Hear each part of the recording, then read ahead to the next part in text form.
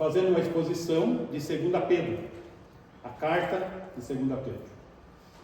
Essa carta ela tem um propósito. O propósito de Pedro é encorajar ao crescimento da igreja, dos irmãos. Como? Na apropriação da nova vida que nós temos em Cristo. À luz da apostasia que está acontecendo no cristianismo, desvio da fé. Essa apropriação da nova vida significa buscarmos ser a imagem de Jesus Cristo. É o ideal. Jesus é santo, santo, santo, como cantamos. Mas o ideal a ser buscado continuamente, todo dia, todo momento. Para isso precisamos nos apropriar do caráter de Cristo. Ele é santo. O caráter dele é santo. E nós temos que buscar ter a santidade que Cristo tem. Ter o seu caráter. Isso vai trazer resultados de crescimento na nossa vida de comunhão com Ele. Essa é a primeira parte da carta, que vai do versículo 1 ao versículo 11, onde ele vai falar então nos apropriarmos da provisão de Deus. Ele provê para o nosso crescimento. Vimos a segunda parte, que é apegar-se a essa provisão que Deus dá. Então notem, nós temos que nos apropriar, tomar posse, e depois que toma posse, nós precisamos nos apegar, segurar firme esta fé a ser vivida. Para isso, precisamos estar com a nossa mente ligada a isso. Romanos diz lá no capítulo 12, versículo 2: transformai-vos, pois, transformai-vos pela renovação da vossa mente, para que experimenteis qual seja a boa, agradável e perfeita vontade de Deus. Então, nós não podemos deixar a nossa mente entorpecer. O que é a mente entorpecer? É nós ouvirmos e não gravarmos nada, e não entendermos, e não buscarmos viver o ensinamento que Ele deseja para as nossas vidas. Ter uma mente entorpecida. Não podemos nos esquecer que esta vida aqui é como a erva, ela passa. Nasce a erva, põe a sua flor, seca e passou. Essa é a nossa vida. Então não podemos esquecer que o viver aqui é passageiro, mas a palavra de Deus não passa. A palavra de Deus nunca é antiquada. A mesma palavra que foi colocada lá no Éden para Adão, foi colocada para Abraão, o pai da fé, foi colocada para Moisés, aquele que começou a escrever a Bíblia. Até então não tinha a Bíblia. Ele escreve o Pentateuco, os 5 livros da lei, né? A palavra de Deus é eterna, ela não passa, ela é sempre atual. E nós, diante disso, precisamos ser o quê? Luz na escuridão, porque o mundo está em trevas, o mundo jaz no maligno, o príncipe deste mundo é Satanás, e nós devemos refletir a imagem de Jesus em nós. Nós não temos luz própria, Ele é a luz, mas nós podemos refletir a luz dele. Muito bem, terceira parte da carta. Apropriar-se da nova vida significa rejeitar falsos mestres pela Escritura. Aí já a parte prática da igreja. Nós é que cuidamos do andamento da igreja. Para isso nós precisamos rejeitar falsos mestres, falsos ensinamentos. E como nós vamos saber se a pessoa é um falso mestre? À luz da palavra, da Escritura. Jesus disse: a minha palavra é a verdade. Então tudo que não estiver de conformidade com essa palavra é falso ensino. E nós temos que combater os falsos mestres. Os falsos mestres não podem ter espaço. Muito bem. Diante disso, começou a se expor qual que é o comportamento dos falsos mestres. eles têm um comportamento padrão, desde antigamente. Eles têm um comportamento padrão. E esse comportamento padrão, ele vai sofrer juízo da parte de Deus, eles, os falsos mestres, e os ímpios, que são seus seguidores. A palavra ímpio é alguém destituído de fé. Pio, no latim, quer dizer fé. Ímpio é alguém sem fé. Então, homens religiosos sim, porém com uma fé solapada, porque não é uma fé na Escritura, não é uma fé na palavra de Deus, então é uma fé falsa. E nós chegamos agora no ponto de hoje, o juízo de Deus para os ímpios e falsos mestres. E a palavra de Deus dá 3 ilustrações a respeito do juízo de Deus. A primeira ilustração é o juízo de Deus sobre os anjos. A segunda ilustração é o juízo de Deus aos antediluvianos, aqueles que morreram no dilúvio.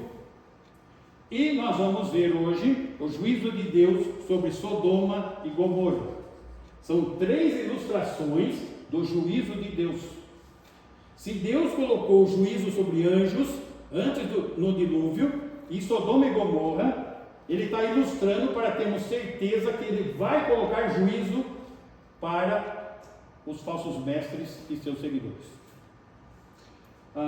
Claudinha, pode começar no versículo 4, só para o pessoal entender a sequência. Aqui é o juízo, então, aos anjos.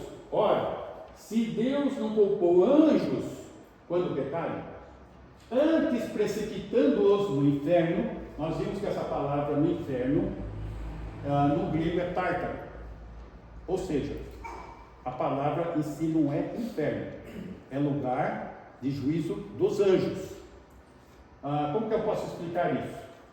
É o seguinte, o mezanino aqui em cima é o seio de Abraão, paraíso. Tem um grande abismo que separa do lugar de tormento. Esse abismo, o fundo desse abismo chama Tártaro. É para lá que Deus manda os anjos, quando pecam. Tá? Então aqui foi traduzido inferno, mas a palavra é Tártaro. Tá? Precipitando-os quem? Os anjos no Tártaro, os entregou a abismos de trevas, reservando-os para juízo. Então eles estão sendo reservados para o juízo final, quando vão ser lançados aí sim no inferno. Muito bem. Então nós vimos aqui então a primeira ilustração, o juízo de Deus para os anjos. Agora vamos ver o juízo de Deus para os antediluvianos.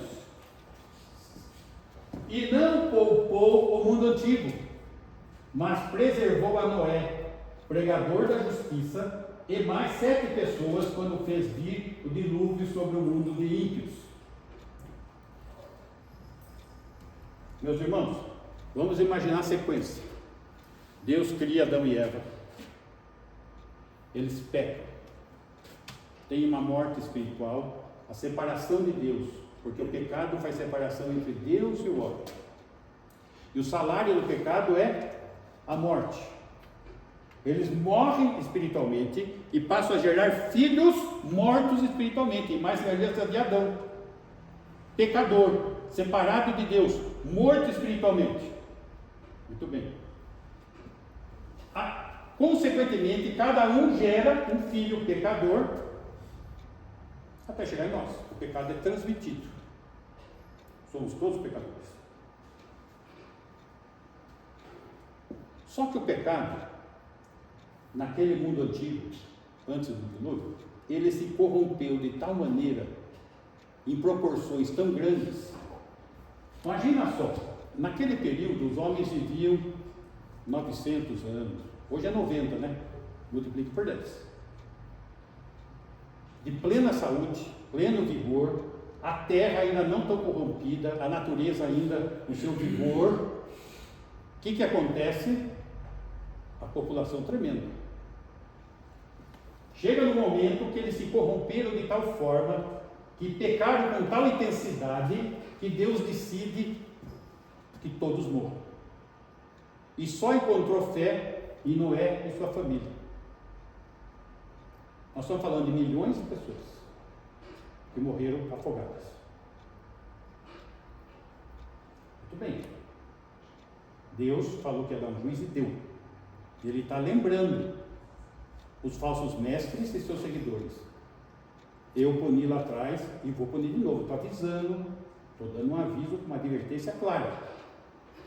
Muito bem. Versículo 6. Nosso versículo de hoje.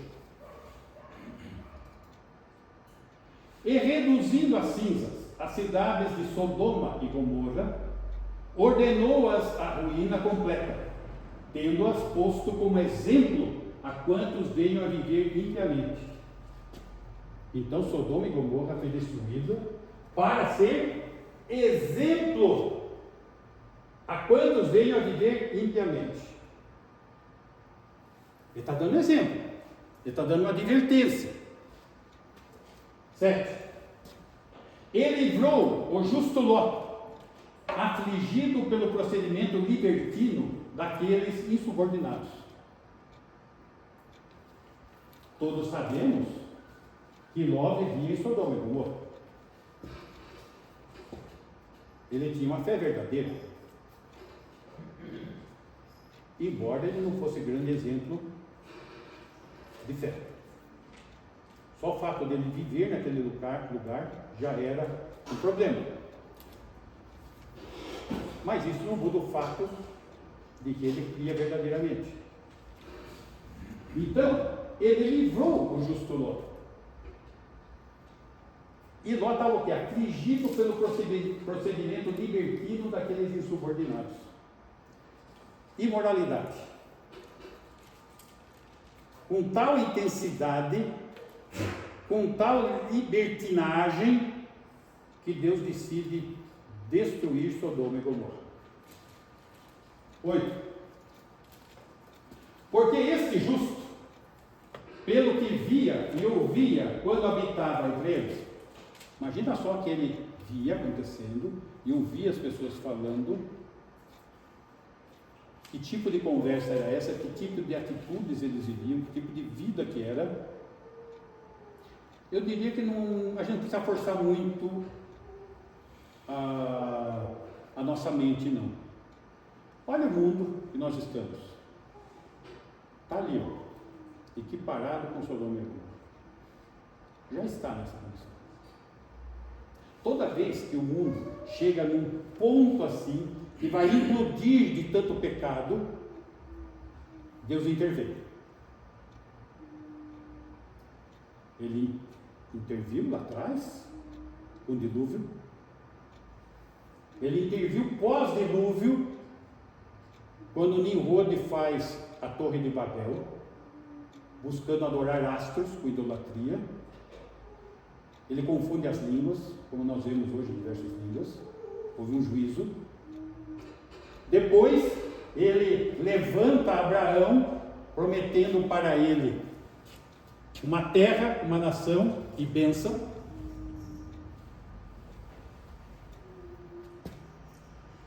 Essa nação nasce no cativeiro egípcio. Ele levanta Moisés para libertar essa nação do cativeiro egípcio.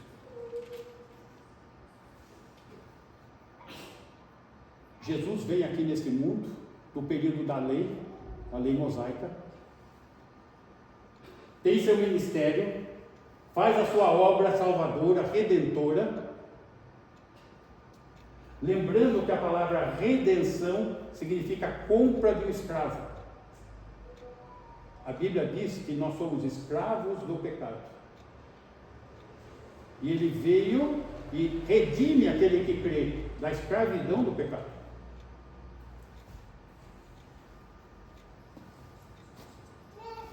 E Ló era uma pessoa que cria. Mas só que, como a maioria dos cristãos hoje não vive intensamente o cristianismo. Grande parte do cristianismo já apostatou, já desviou da verdade. Nós estamos aguardando a próxima profecia bíblica, que é o arrebatamento. E o que falta para acontecer o arrebatamento? Nada. Não tem mais nenhuma outra profecia. Muitos confundem arrebatamento com segunda vinda. A Bíblia fala dos sinais da segunda vinda. A segunda vinda é aqui na frente, ó. Reino terreno messiânico, lá na frente. O arrebatamento é da igreja. E não tem sinais, não tem aviso. Está prestes a acontecer. Muito bem. Então, este justo, ele via e ouvia quando habitava entre eles, atormentava sua alma justa, cada dia por causa das obras iníquas daqueles. Ele sabia a verdade e ele via tudo caminhando errado. E aquilo atingia a pessoa dele.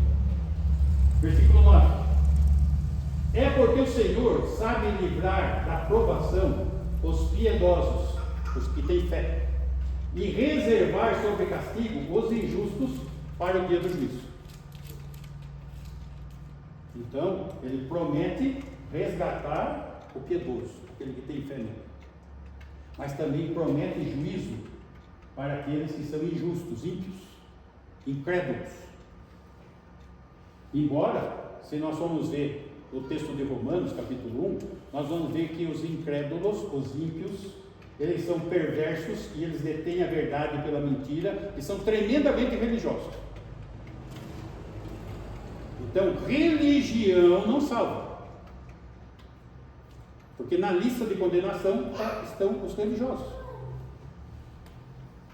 Versículo 10. Especialmente aqueles que, seguindo a carne, o desejo carnal, os anseios do pecado, a concupiscência da carne, andam em imundas paixões e menosprezam qualquer governo. Nós vamos até esse ponto, só a parte A. O próximo a gente continua dos atrevidos em diante. Muito bem. Vamos trabalhar agora nesse texto. Claudinha, pode voltar lá no versículo 6, por favor. Então, os habitantes imorais de Sodoma e Gomorra foram consumidos pelo fogo, como nós vimos, que Deus mandou, fogo divino, enquanto Ló justo foi poupado antes da destruição das cidades. Então, versículo 6. Tendo-as posto como exemplo a quantos venham a viver liviamente. Exemplo. As igrejas episcopais americanas. O que é a igreja episcopal? Tem a igreja protestante, tem a igreja católica. A igreja episcopal é um meio termo ali. Nasceu na Inglaterra, tá? Quando Henrique, rei da Inglaterra, casou com uma rainha católica e nasceu a igreja episcopal. Muito bem. A igreja episcopal, isso, anglicana, episcopal. A igreja episcopal, sua liderança, já estabeleceu que a questão das relações sexuais, sendo de pessoas adultas e livres, tem liberdade e não tem problema nenhum. Seja qualquer tipo de relação sexual, heterossexual, homossexual, não importa. A liderança da igreja episcopal. Tá? Então a gente está pensando, puxa, como que é essa questão dos falsos mestres? Já está acontecendo. Para quem já seguiu aquele pastor Caio Fábio, ele é um pregador, ele hoje não é nem pastor, ele é um guru. Tá? E para ele não tem problema nenhum, tudo pode, está tudo livre. O René Kivitz, pastor da igreja batista, que foi expulso de lá, porque ele falou que a Bíblia tem que ser atualizada e reescrita, também defende que tudo pode. Gente, está tudo contaminado, vocês não têm ideia do quanto isso virou. Tá? Quando eu era jovem, o seminário presbiteriano de Campinas aprovou o primeiro pastor homossexual lá no seminário de Campinas. Para quem é mais antigo que eu, que tinha aqueles programas de televisão, Jair Rodrigues, tal, que faziam perguntas lá, e o Senhor Bíblia, pastor de uma igreja presbiteriana lá no Rio de Janeiro, foi o Senhor Bíblia, que respondeu todas as perguntas, era o Senhor Bíblia, foi a primeira igreja a fazer um casamento gay dentro da igreja. Lá atrás, que eu era criança. Isso vem corrompendo, é como uma massa cheia de fermento, depois só vai. E na Bíblia, fermento significa pecado. As coisas estão fermentadas. Muito bem. Aqui então nós estamos diante de dois centros de imoralidade. Esses dois centros, Sodoma e Gomorra, eles estão na parte sul do Mar Morto, em algum lugar ali que eles não encontraram, sumiu as suas cidades. Tá? E lá, Sodoma e Gomorra, a questão do homossexualismo era um estilo de vida normal, não tinha problema nenhum. E sendo que Deus, pela palavra, ele não tratou e não trata a questão do homossexualismo como parte da natureza que nasceu assim, ele não trata como distúrbio, ele trata como pecado abominável. Pecado abominável. Esse é o tratamento que Deus dá. Como juízo. Me põe aí Romanos, capítulo 1, versículo 25, acho.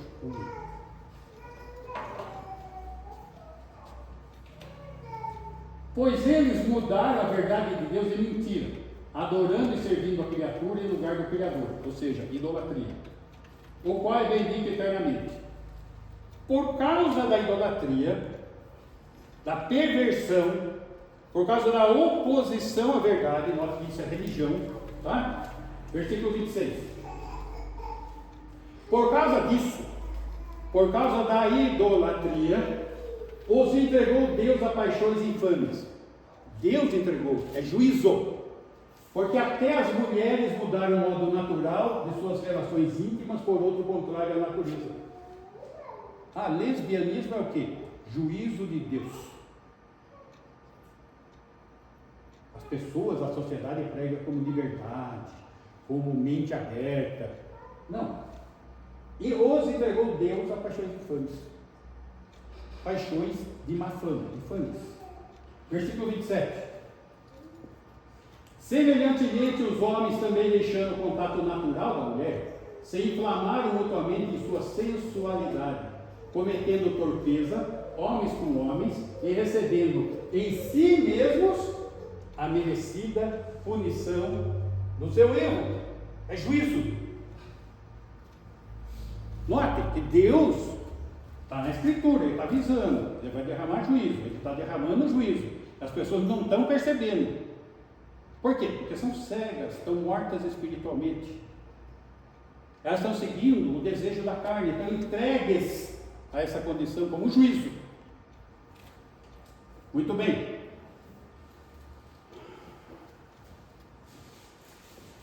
Então, quando Ló teve de escolher uma nova região para habitar, o que aconteceu?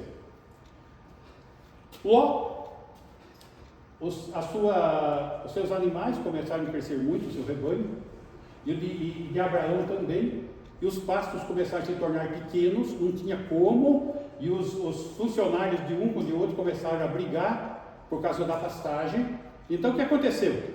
Abraão chega para Ló, é melhor a gente seguir um para um lado, outro para o outro, porque o espaço não cabe o rebanho dos dois. E Abraão dá a condição para Ló. Para que lado você vai que eu vou para o outro? Eu vou seguir aqui as campinas de Sodoma e Gomorra. Dois problemas surgiram para Ló. O primeiro, que ele se afastou da influência de Abraão na vida dele, que é o pai da fé. Nota, deixa uma boa companhia e passa a viver em Sodoma e Gomorra, onde só tem má companhia. Segundo problema,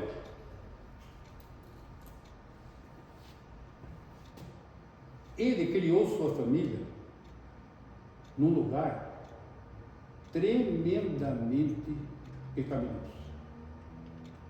Que influência ia trazer isso para os seus filhos? Muito bom. Quando a gente estuda um pouquinho a vida de Ló, a gente vê que ele teve 4 filhas. Então Ló, a mulher dele, 4 filhas. Dessas 4 filhas, 2 eram casadas.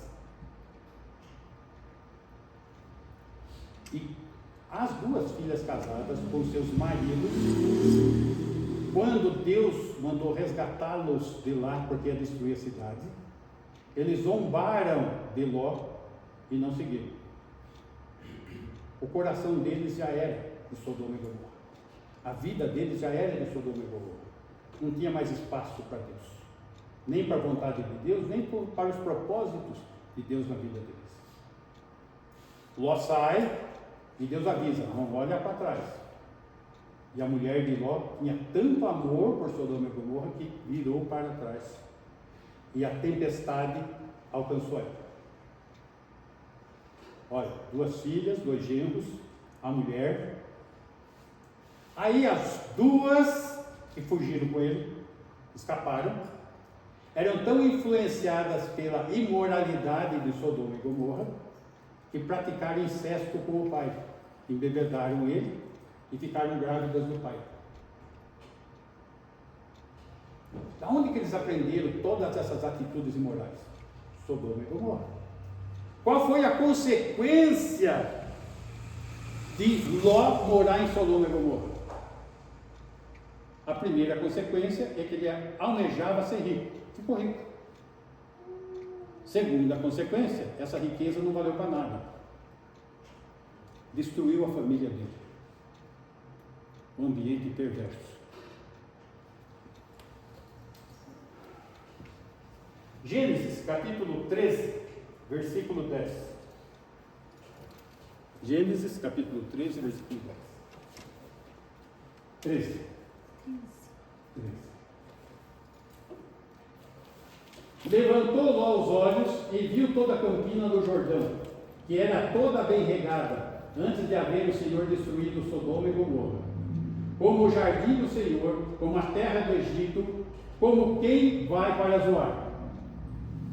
Lembrando um pouquinho a história do Ló, ele teve um tempo no Egito, e lá ele aprendeu a cultura egípcia, a riqueza dos egípcios. E Sodoma e Gomorra era um vale tipo do Egito. Ele desejava muito aquilo, o poder, a riqueza. 10. 11. Então Ló escolheu para si toda a campina do Jordão e partiu para o Oriente, separando-se um do outro, e seguiu lá. 12. Habitou Abraão na terra de Canaã, e Ló nas cidades da campina, e ia armando suas tendas até Sodoma. 13. Ora, os homens de Sodoma eram maus e grandes pecadores contra o Senhor. E ele foi morar em Sodoma e Gomorra. Meus irmãos, são muito cuidado com as escolhas que fazemos. Profissionalmente vai ser bom, comercialmente vai ser muito bom aquele lugar. Lá eu vou ter um futuro, eu vou ser rico, eu vou ser poderoso, eu vou ter sucesso. A que preço? A que preço? Isso foi o que aconteceu com Ló. Voltando, Claudinha, por favor, 2 Pedro 2, 7.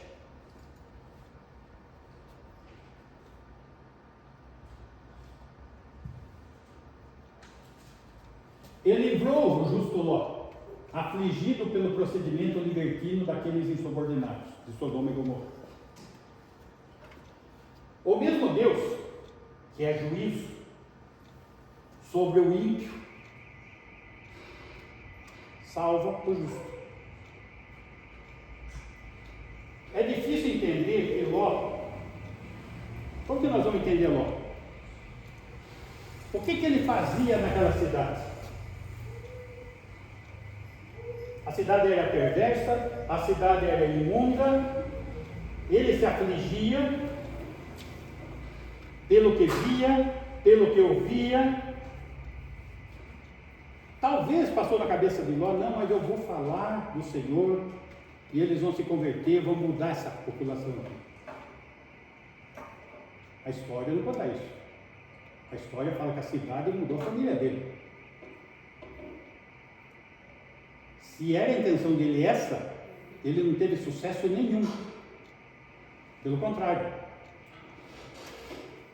Agora, olhando isso,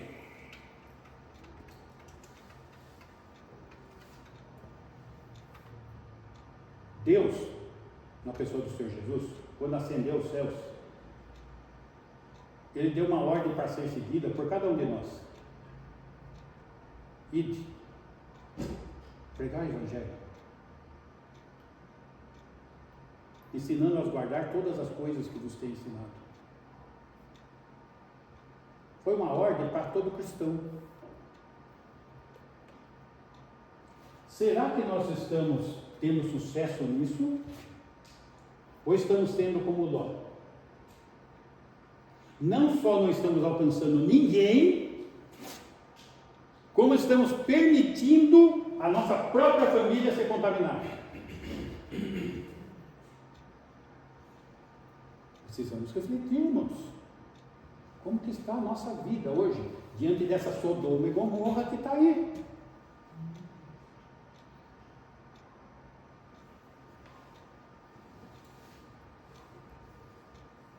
O fato é que Ló não teve moral espiritual com a família. Ele não foi um líder espiritual. Ele poderia ter evitado a influência impura daquele lugar.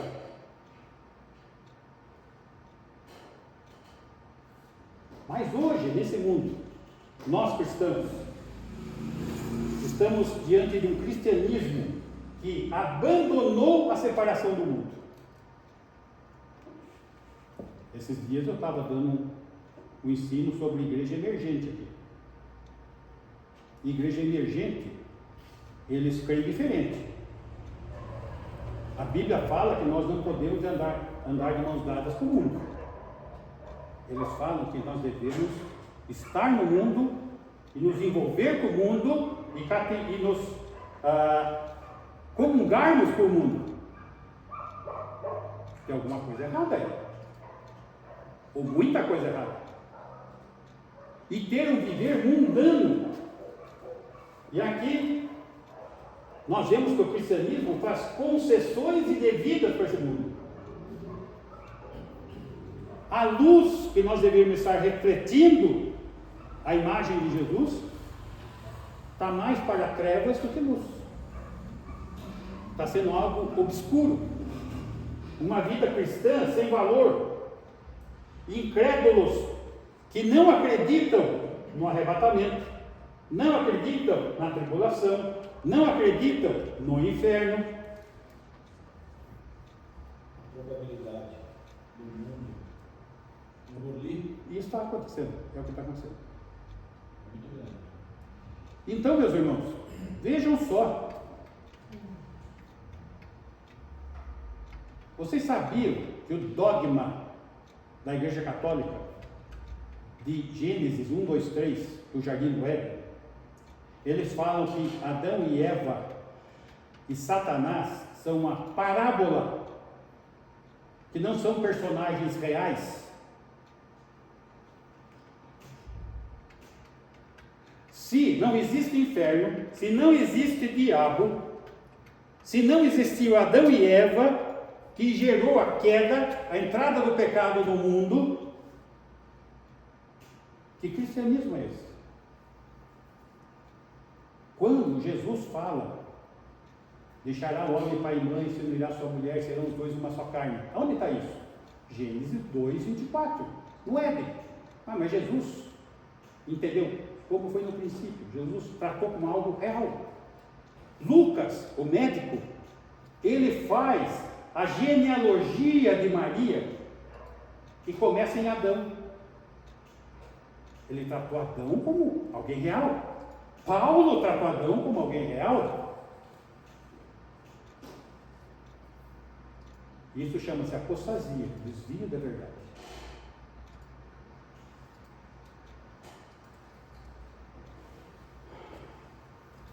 Então esse é o mundo que nós estamos, colocando Sodoma e Gomorra no chinelo.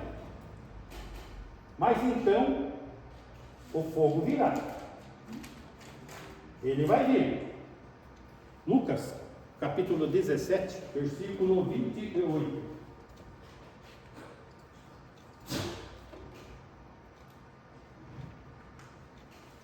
O mesmo aconteceu nos dias de Ló. Comiam, bebiam, compravam, vendiam, plantavam, edificavam. Vida normal. Como se a eternidade fosse aqui. 29. Mas no dia em que Ló saiu de Sodoma, choveu do céu fogo e enxofre e destruiu a todos. 30. Assim será no dia em que o Filho do Homem se manifestar. Assim será o quê? Os homens vão estar vivendo a vidinha aqui, né? Come, bebe, trabalha, casa, descasa, casa de novo, com aquele rolo, aquele balaio de gato, e vai, e tudo é festa. Tem que aproveitar a vida, né? E o que é aproveitar a vida? É carnalidade, é pecado, é imoralidade, fora da vontade de Deus.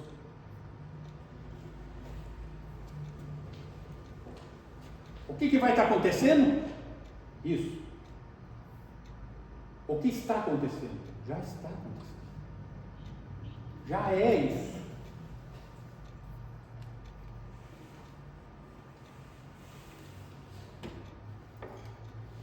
Sabe qual a grande dificuldade hoje de você conduzir uma igreja?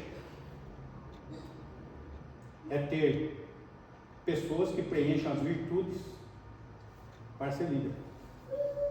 Porque o que está acontecendo? Eu estava na igreja em Atibaia. Chegou uma época que nós tivemos que dar uma pausa e conversar com os casais da igreja. Tinha 15 casais ajuntados, não eram casados. 15 na igreja. Precisamos resolver essa situação. Daí eu fui e comecei uma igreja de Jundiaí. Devia ter uns 10 casais. 8 nessa mesma condição, juntado. Vim aqui para Lambari. Qual o cenário? O mesmo, é a mesma situação. Por quê? Só que a gente tem que olhar da seguinte maneira. A Bíblia fala que as coisas velhas já passaram. Que velhas? Antes de Cristo. Eis que tudo se fez novo, depois de Cristo.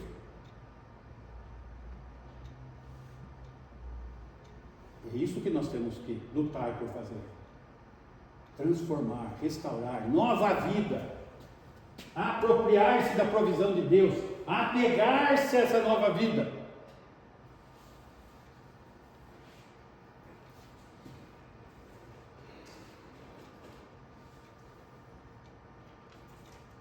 Sim. Pois é. O senhor está falando da dificuldade de ter liderança. Qual o texto que fala sobre isso?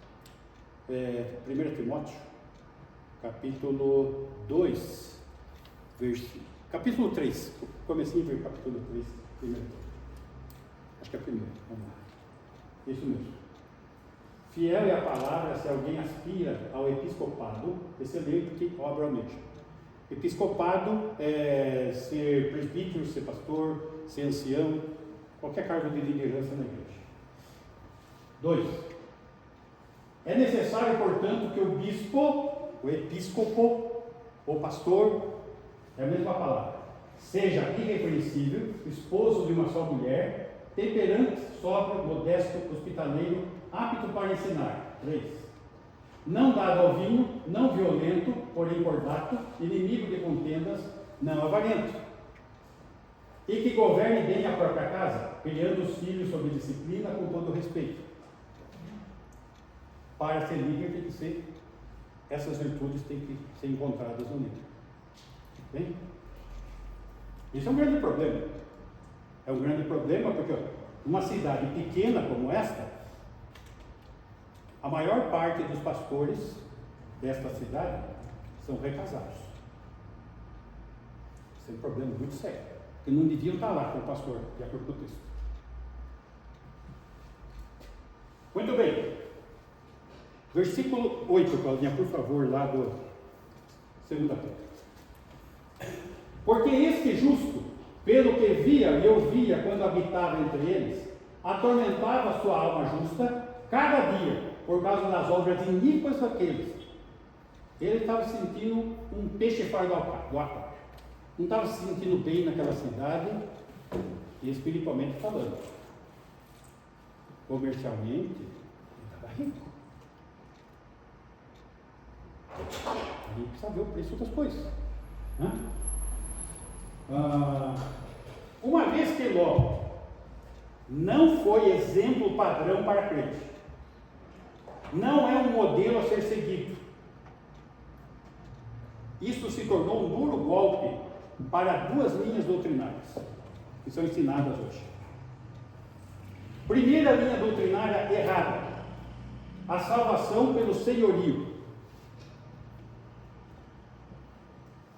Se a pessoa não demonstrar o senhorio de Cristo na vida dela, ela não é salva. Então, como que faz com Ló? Como que faz com Ló? Porque eles ensinam isso de maneira absoluta. Mas Ló é justo. Este é justo.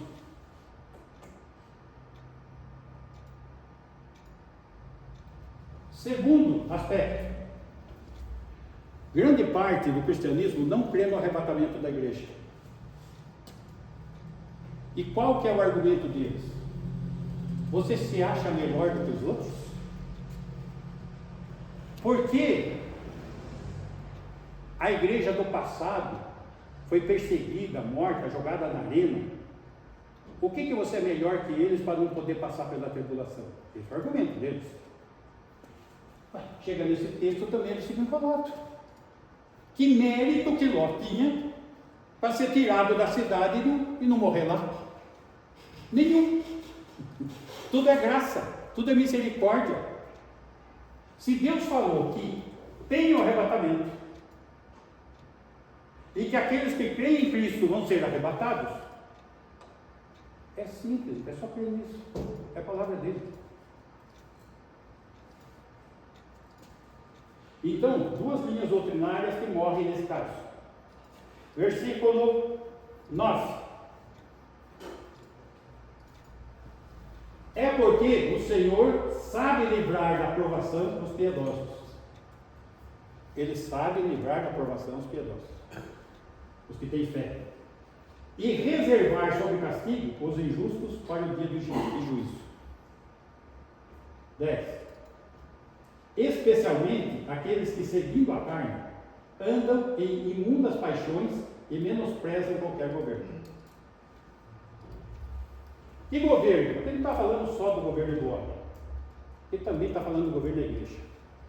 Não aceita o governo da igreja, não aceita os líderes da igreja, não aceita o pastoreio da igreja, não aceita, é do contra.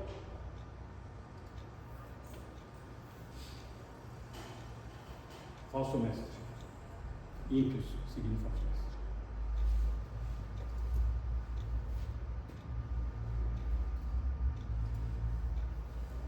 1 Pedro, capítulo 1, versículo 3. 1 Pedro 1, 3. Bendito Deus e Pai de nosso Senhor Jesus Cristo, que segundo a sua muita misericórdia, nos regenerou, nos fez nascer de novo, nos deu uma vida nova, para uma viva esperança mediante a ressurreição de Jesus Cristo entre os mortos. Essa é a nossa esperança. Cantamos isso no hino. 4. Para uma herança incorruptível, sem mácula, imarcessível, reservada nos céus para vós outros. Então nós temos uma esperança que não se corrói, uma esperança que não se macula, uma esperança que não murcha, imarcessível, e está reservada nos céus. Uma pátria celestial. Na casa de meu pai há muitas moradas. Se assim não for, eu não vou nos teria dito. Jesus disse isso. 5. Que sois guardados pelo poder de Deus, mediante a fé, para a salvação preparada para revelar-se no último tempo. De acordo com a Escritura, nós já estamos nos últimos tempos. Muito bem. Então aqui nós estamos diante daquilo que o Senhor está reservando e dizendo. Ele guarda. Muito bem. Os falsos mestres, eles se passam por ministros de Cristo, porém, defendendo baixos padrões morais, sem fazer caso que a ira de Deus vai se derramar. O juízo de Deus para os ímpios e falsos profetas. Para concluir, 1 Tessalonicenses capítulo 5, versículo 9.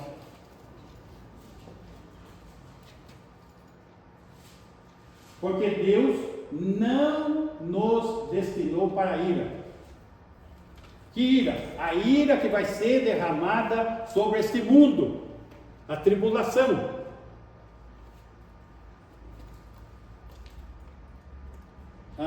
Me coloca aí, Apocalipse capítulo 3, versículo 10.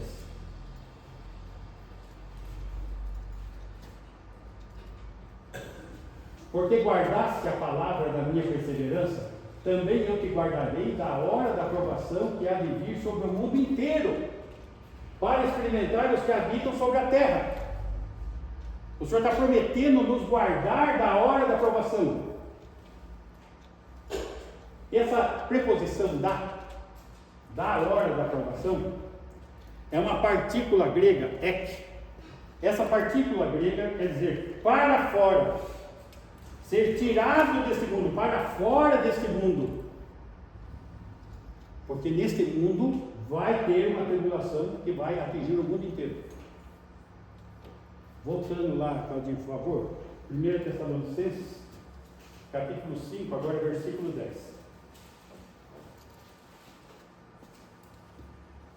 Que morreu por nós para que, quer vigiemos, quer durmamos, vivamos em união com Ele.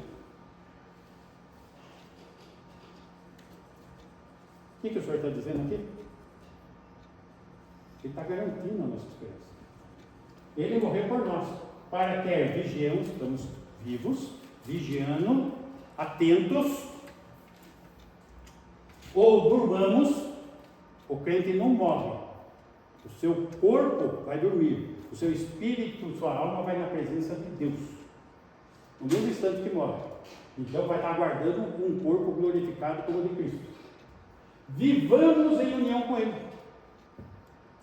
Quem nos separará do amor de Cristo? Nada pode nos separar. E essa fé que nós temos que ser conduzidos, sabendo que o juízo de Deus para os ímpios e falsos mestres, ele colocou 3 ilustrações claras: o juízo sobre os anjos, o juízo sobre o mundo antediluviano e o juízo sobre Sodoma e Gomorra. Então, precisamos viver com fé, com temor e tremor. A Bíblia diz que até o diabo tem e treme diante de Deus. Mas também a Bíblia diz que falsos mestres e seus seguidores não têm esse temor. Esse tipo de fé é a fé da igreja do diabo, a igreja maligna. Porque não tem o temor nem o tremor de Deus. É esse tipo de cristianismo que ele está advertindo para que nós tenhamos atenção. Amém? Amém. Vamos ficar em pé? Vamos orar?